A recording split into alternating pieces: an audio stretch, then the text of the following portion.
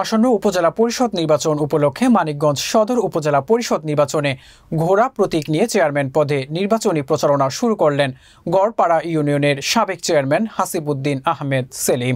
বিস্তারিত দেখুন মানিকগঞ্জ প্রতিনিধি ফেরদৌস আহমেদের প্রতিবেদনে।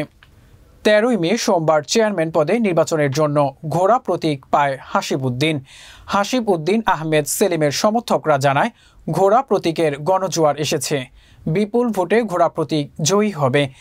গড়পাড়া ইউনিয়নের সাবেক চেয়ারম্যান ও ঘোড়া প্রতীকের উপজেলা চেয়ারম্যান প্রার্থী হাসিবউদ্দিন আহমেদ সেলিম বলেন, আমি নির্বাচিত হতে পারলে মাদকমুক্ত সমাজ গড়ব এবং সদর উপজেলাকে একটি স্মার্ট উপজেলাতে রূপান্তরিত করব। যে একটা বহর দেখলাম মিছিল, এটা মানুষের মধ্যে যে উৎসাহ উদ্দীপনা, এটা একটা গুড সাইন এবং এইটা কন্টিনিউ এটা কাজে লাগাইতে হবে এবং সেইটার জন্য আমরা এটা সার্বিকভাবে অনুষ্ঠানের প্রোগ্রামগুলো চালাইতে হবে।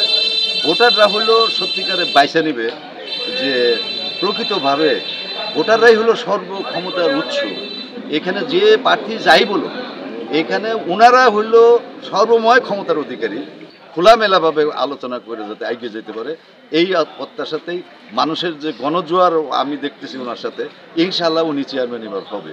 কোনো প্রকার কোনো অন্যায় কাজে আমার তীব্র কোনো সম্পৃক্ত থাকে তাহলে আমি মনে করব এই নির্বাচনে আমি অযোগ্য। আমার ভিতরে সৎসাহস আছে। আপামর এই মানিকগঞ্জ উপজেলাবাসী আমাকে মনে প্রাণে ভালোবাসে। আমি তাদের কাঙ্ক্ষিত একজন প্রার্থী, কাজেই আমি শতভাগ আশাবাদী যে এদেশের এই মানিকগঞ্জ সদর উপজেলার সাধারণ মানুষ ভালোবেসে আমাকে ভোট দেবে এবং সেই ভোটে ইনশাল্লাহ আমি